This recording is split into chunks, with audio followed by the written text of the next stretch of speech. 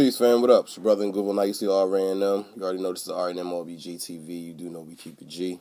We're on Uncut Common Sense for the common people dealing with some common issues, trying to get those common solutions. You already know. And of course, you know what I'm about to say by now, so say it along. That is, black love is a cure for the black nation, so let's get it. All right, real briefly today, I just want to let you all know I did a phone interview with The Wire 98.5 FM out there in Orlando, Florida. Shout out to TAHIR, RBG, and his comrade. They had me on. They wanted to talk about Marcus Garvey, and they felt that I was one of the people that could discuss this, and I was honored to do so. So by all means, check out this little excerpt from the interview that took place earlier today. Also, let me throw this out there. It's going to be a little choppy or whatever. I had a hell of a time trying to get it to record. I don't know what was going on. All my stuff was just going haywire. Things happen like that. You just got to work with it the best you can. But by all means, family, just bear with me for a few minutes. Check out the excerpt from this interview.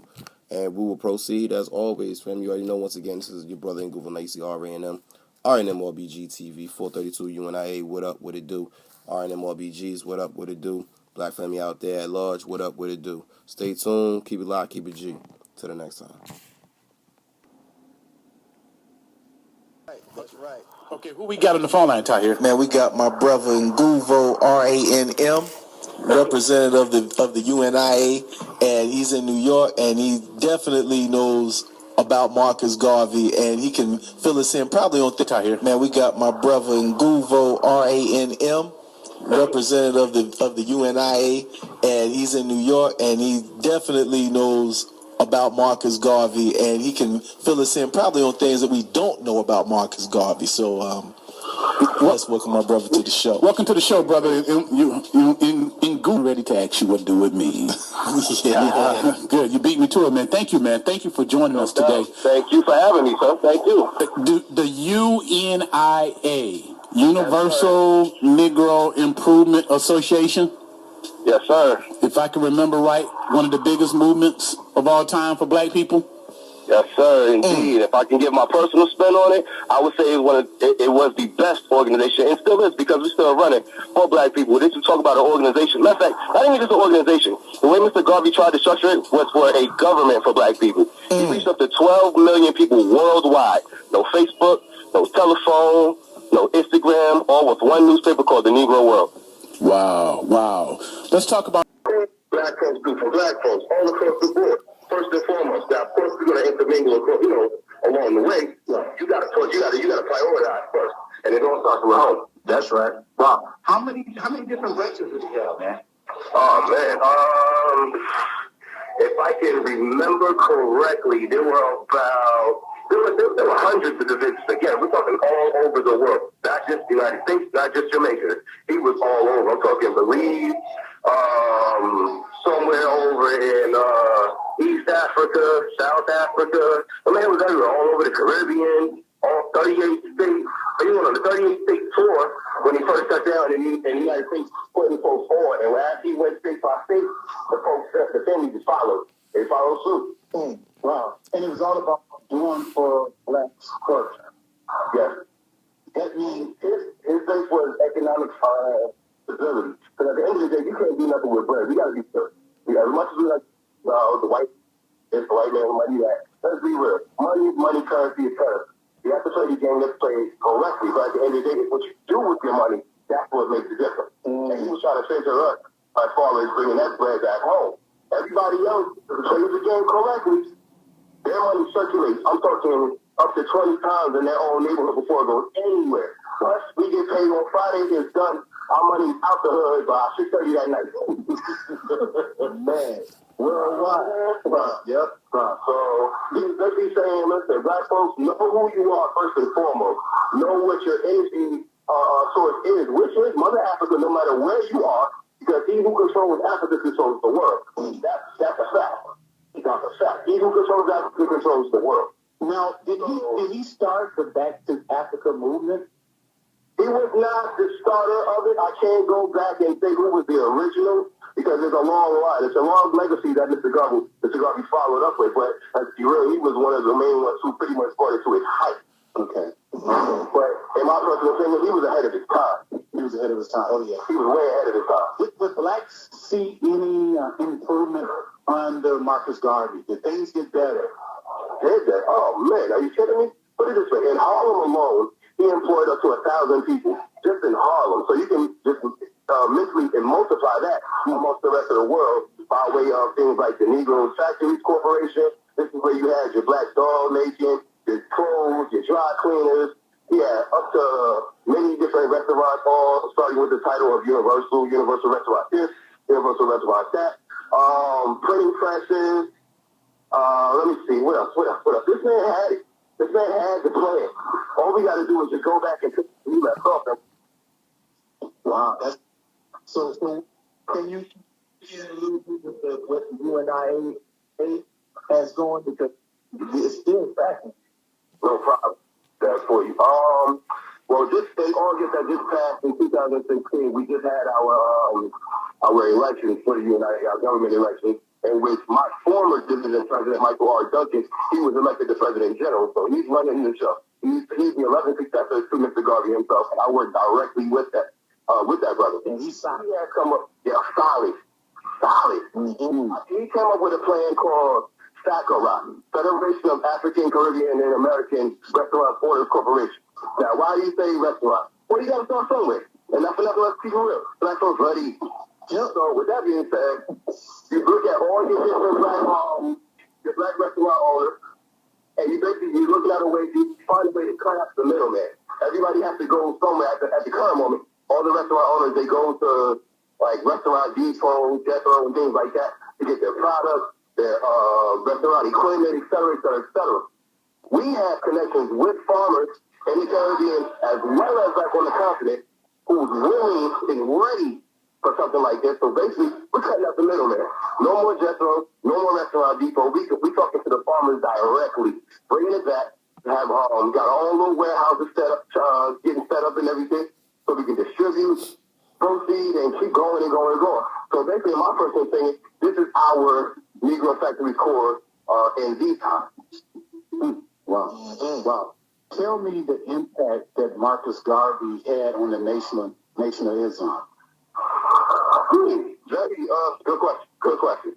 The NOI, along with many other organizations from the MSCA, NOI, and other organizations around that time, they sprang out of the Garvey movement. They all put it this way, all your top dogs that pretty much founded all these different organizations, they were all coming out of the ranks of the UNIA. That's right. They were Garveyites. All of them. They all came out of the ranks of the UNIA. And the reason why that happened was, once the FBI and everything dismantled the original movement, because you already know how that is, when black folks start rising out, they got smashed. Right. So they basically, the government came in, and with that bread, with that check, listen, we'll give you X amount of dollars, you start your own thing. This is where you start seeing the many branches of pretty much the same damn tree, but people don't realize where the base was. So this is where we have, I guess you could say, contention, but everybody pretty much saying the same thing, but don't realize where they get their originality from. Wow. When you hear the term Garveyite, what are you saying? What is that? Pretty much just like when you're saying you're claiming any other thing else. It's one thing to claim it. Now, TAHIR, you know exactly where my... Oh, yeah. Drop that right there. It's one thing to claim something. It's something totally different to bang something. I got a hashtag called Claim Not Bang. Basically, you can call yourself whatever you want to call it for yourself. Any day, all because you want to. Now, you'll get your title by way of the people when they see you working. Mm-hmm. So this is where you realize who the Garvey is, who's not. This is where you realize who the poser is, who's not. There's a lot of posers. I'm going to say this. I know I'm hurting feelings, but I got to be real. There's a lot of posers under the beautiful banner of the red, black, and green. Mm-hmm. And there's a lot of Garveyites that's hiding from the red, black, and green. So we have to be real. We have to bring reality to the forefront. So we got to identify the real, push them forward, target the fake stuff and stuff that they're irrelevant, and annihilate so we can go on forward. If a person is a Garveyite, then they should be doing what in the community? First and foremost, you need to be amongst your people, be seen, be heard, but not just be seen and be heard, be seen and be heard on something that's sound and foundational. Know what you're talking about. Make sure you're presentable with your with your communication with the family, and then basically you just want to build each other up. When you talk to the family, you're talking to your reflection. That's right. You can't talk to your reflection in a positive manner, in an uplift manner, in the way that you want to see yourself going. Then you have to keep your mouth closed and keep stepping with the tunnel vision. But at the end of the day, if you know who you are and you know what your mission is, you're going to want to take this energy that you have and pass it on. TAHIR, you know what I'm about to say again. I got another phrase I say. It's called Black Love is the cure for the Black Nation, so let's get it. What does this really mean? It means just like this. When you get up in the morning, you go to the bathroom, you look in that mirror, right? Right. You like what you see, right? Yes. Mm-hmm. And if you don't like what you see, you gotta tweak things up, right? Right. And once you tweak things up, right, you feel good about yourself. You want to go outside and pass it on a little bit, right? Right. Black love is the cure for the Black Nation, so let's get it. It's just that simple. Wow. Talking about Marcus Garvey, a couple more questions. There was a special friendship between Booker T. Washington and Marcus Garvey, right? Very much so. Very much so. Very much so. Unfortunately, they didn't get a chance to meet. By the time Mr. Garvey came to the U.S., Booker T. Washington had already transitioned on. But they were in communication with one of each other. Robert Garvey was actually a big fan of Booker T. Washington, and this is where you get the idea for the UNIA in general. He saw what Booker T was doing in Alabama with the Tuskegee Institute, and he said this model works. It's a very good model. And basically, he took that. He took other lessons from other people before him, like William Edward Blighty, some other people. I'm losing my mind right now. That's okay. But those are some other people that he got his ideas from, and he put it all in one. He put it all in a pot, and he served it up for the people. So, what would Marcus Garvey say today about Black America? Oh, man. This is a G-rated show, right? Yes, G-rated. Yeah. Okay. I gotta make sure. Right. Okay. What Mr. Garvey would say on a G-rated level is black folks y'all tripping. Y'all scared for no reason. Don't be real. This is what he would say. This is what he say. Black folks y'all tripping. Y'all scared right about now for no reason. Like, case in point, everybody's hyped up over this Trump stuff. For what? Have we not gone through this before? 44 times before this? Right. That's right. 5 times before this? Same thing, over and over again. So basically what I'm saying is, what he would say is, stop playing, focus, center in, realize what's going on. Before you realize what's going on, realize who you are. That way you can realize what is going on. That way when you know what's going on, you can move accordingly. Have some levels of integrity. That's a big thing that's missing amongst us right now. Integrity. Right. Integrity. Hold everything and everyone accountable. Once you hold your accountability, then you have to respond to your ability, thus responsibility, and then move forward. It's really not that hard. What Mr. Garvey would say to us is basically, like I said, it's focus. Because things to do, it's not hard. It's not a hard task. It's only hard because we have the laziness, we have, unclear thoughts, we have a bunch of hotheads and, misinformation going around. Everything just not focused. So once you focus, you can proceed. Indeed. Well, how can people connect with you, man? I know you're on Facebook. How can they connect with you?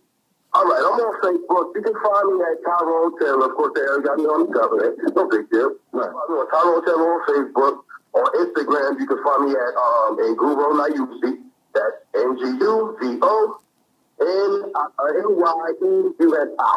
RANM.